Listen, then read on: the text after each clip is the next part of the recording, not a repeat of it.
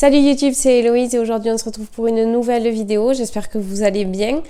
Le sujet d'aujourd'hui du coup c'est que je vous amène avec moi, de toute façon vous l'avez vu dans le titre, pour préparer du coup on va dire une semaine avant, j'ai déjà commencé, on est en milieu de semaine avant mon départ, mais qu'est-ce que je fais avant de partir finalement pour un GR? Est-ce que je change du coup des choses dans ma routine? Comment je prépare mon sac et finalement comment je m'organise avant mon petit GR? Donc restez jusqu'au bout de la vidéo, à la fin de la vidéo je vous donnerai un petit indice pour savoir où est-ce que je pars et puis finalement je vais en glisser d'autres dans la vidéo sûrement, donc c'est possible que l'un d'entre vous puisse le trouver facilement. Je vais essayer quand même de vous corser la tâche. Il faut que je trouve un bon indice parce que ma foi je pense qu'il est facile à trouver. Donc déjà pour commencer, une semaine avant mon départ pour un GR, j'essaye d'augmenter ma consommation en eau.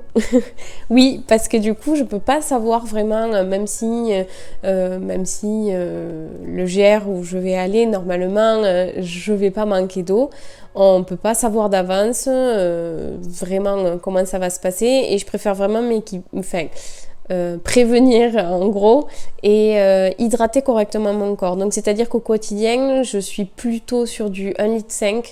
Je sais qu'il faudrait que je consomme plus d'eau, de toute façon j'en avais discuté avec vous en janvier, j'ai des difficultés effectivement à boire de l'eau nature, alors, même si j'agrémente avec des tisanes etc, mais je bois pas de soda en particulier, mais j'ai du mal à boire de l'eau. C'est pas un réflexe, j'essaye, mais voilà, bon.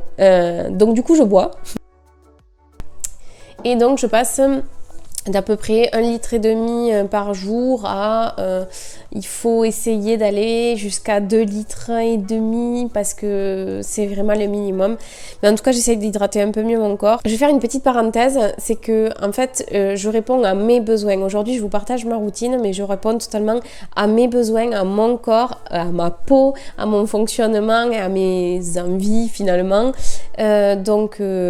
Ce que je vous dis, ce n'est pas à prendre en compte pour vous, c'est pas obligatoire de le faire.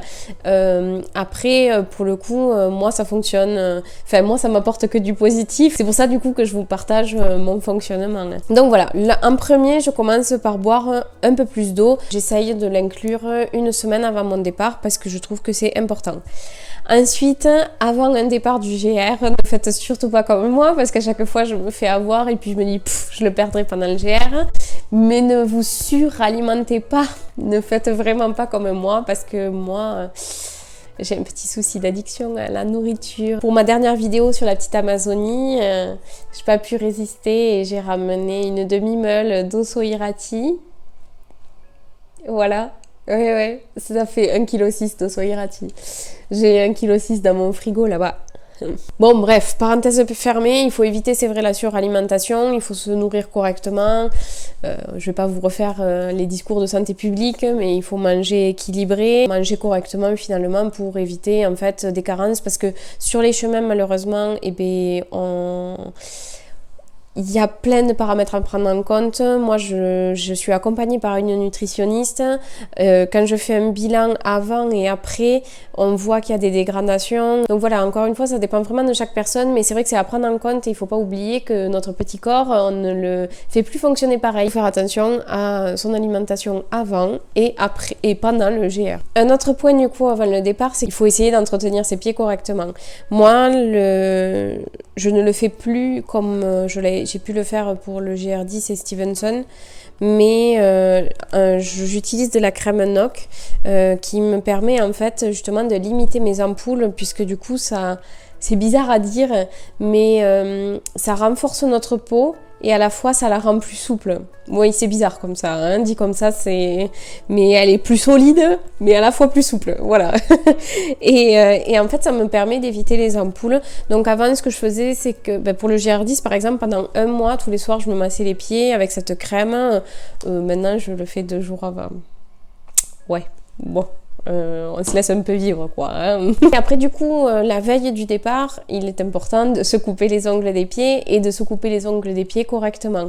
Alors je suis pas podologue mais par contre j'ai déjà vu un podologue qui m'expliquait, alors après potentiellement d'autres ont d'autres techniques, mais du coup les ongles de nos pieds, bon je vais prendre mes mains même si mes mains ne sont pas mes pas vraiment mes ongles, enfin c'est du gel solide, mais du coup il faut couper vraiment à ras de notre peau et ne pas venir chercher en fait dans les coins pour éviter justement que notre ongle fasse un ongle incarné, puisque toute la journée en fait on insiste sur nos orteils, et, enfin bon on insiste sur nos orteils, on marche hein, donc c'est vraiment pour éviter en fait de créer tout frottement. Donc l'idéal c'est de couper vraiment l'ongle de nos pieds en suivant en fait notre peau sans aller chercher ni gratter sur les côtés.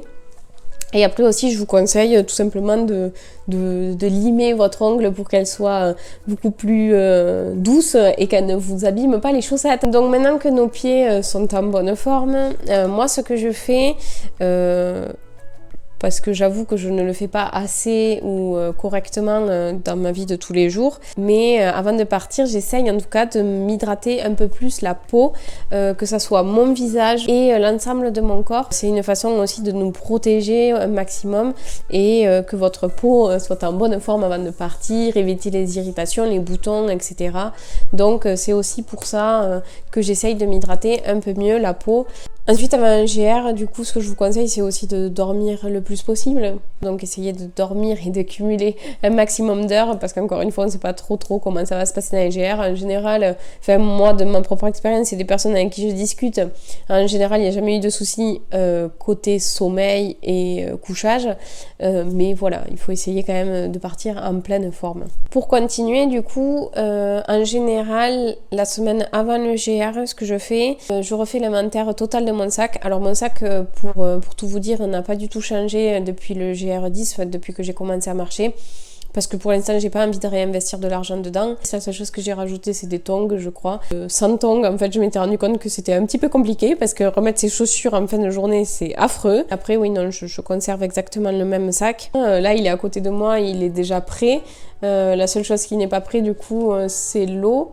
Il faut que je remplisse donc du coup mes gourdes d'eau et puis ça repart quoi.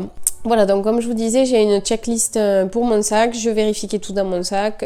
Si je dois réapprovisionner, ces petits trucs à soi, il faut vérifier effectivement qu'on a tout et puis alléger ou prendre en fonction. Donc pour conclure cette vidéo, quelle est ma préparation finalement pour le GR?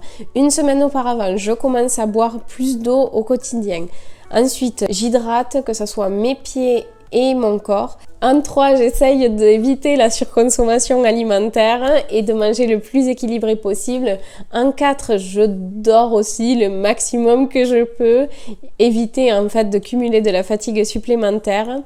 En 5, je vérifie déjà une semaine auparavant l'état de mon sac. Veille de mon départ, du coup, je finis l'entretien de mes pieds par m'occuper de mes ongles et je finalise mon sac en fonction de la météo et des prévisions sur les jours prochains. On vérifie une dernière fois du coup si notre checklist est bien remplie et puis ça y est, enfin on est prêt et on peut s'en aller. Et puis pour finir, on essaye de vivre son expérience au maximum. On fait en sorte de ne rien regretter, on fait attention à soi et puis tout va bien se passer. Je vous laisse débattre en commentaire pour savoir où est-ce que je vais potentiellement partir, en sachant que vous savez que du coup j'ai cherché un endroit où la météo devrait être favorable en France sur les 10 prochains jours, que c'est un GR qui fait entre 100 et 200 km. Et ce GR porte le nom d'une personne qui a marqué l'histoire de France, né d'un père qui s'appelle Charles dans les années 1700. Cet homme a découvert quelque chose en particulier et a fini sa modeste vie sur une île. Voilà, j'espère que mes petits indices un peu farfelus vous aiguilleront sur la personne. Je pense qu'il y a fort moyen. En tout cas, moi aujourd'hui, si vous me suivez sur les réseaux sociaux, normalement je pense que je vais commencer à teaser un peu mon chemin. J'aime bien faire ça, je trouve ça assez ludique. Voilà, la vidéo touche à sa fin. J'espère que vous allez trouver le GR pour lequel je suis partie, que j'ai pas manqué de donner quand même un ou deux indices qui pourraient vous aiguiller. En tout cas, n'oubliez pas de prendre soin de vous comme d'habitude et puis on se dit à très vite pour une prochaine vidéo, surtout pour ceux qui peuvent pas me suivre sur les réseaux sociaux. Salut!